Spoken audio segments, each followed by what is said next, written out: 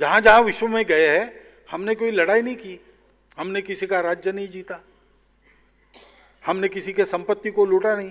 जहां गए वहां ज्ञान दिया, सभ्यता दी। अन्य देशों के लोग आकर प्रभावशाली अपने देश में बनते हैं और बाद में जाते हैं वापस, उनकी जो स्मृति आ रही थी वो अच्छी नहीं रही थी किसी देश में।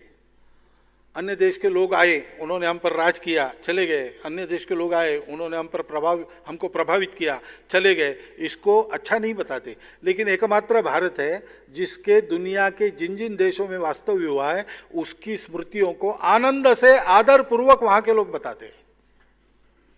आज भी उसके अवशेष चला रहे। कहीं पर मूर्तियां मिलती है, कहीं पर शिल्प खड़े करते हैं नए सिरे से। महाभारत के, रामायण की कथाएं चलती है, रामलीलाएं चलती है, आनंद के साथ चलती है। पूजा पद्धति बदल गई, न वहां पर शैव रहे, न वहां पर बौद्ध रहे।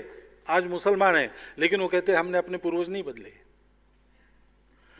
ये मधुर स्मृतियां एकमात्र चमत्कार भारत का ही क्यों है? इसलिए है कि भारत इस संतुलन को, अनुशासन को, विश्व कल्याण की भावना से सबको अपना मानकर ले गया है। यह चित्र हमारे यहां खड़ा करना है। और इसलिए जिस हमारे सुजल सुफल मलय शीतल मातृभूमि ने हमको कभी आक्रमण की चिंता में प्राचीन समय में रखा नहीं, चारों ओर से हम प्रोटेक्टेड थे। आज के जैसे जाने आने के साधन नहीं थे तो हम सुरक्षित थे, समृद्धि थी, तो हमने कभी लड़ाई करना सीखा ही नहीं। जो आएगा उसको बसा लिया, तुम भी रहो। भाषाएं हमारी भी पहले से अनेक है, देवी देवता हमारे पहले से अनेक है, उससे कुछ नहीं बिगड़ता।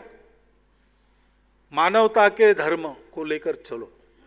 और इसलिए डॉक्टर अंबेडकर साहब ने ये कहा है कि स्वातंत्र्य और समता और बंधुता ये आदर्श मैंने फ्रांसीसी राज्य क्रांति से नहीं लिए, इसी मिट्टी में उपजे तथागत बुद्ध के विचारों से मैंने ये प्रेरणा पाई।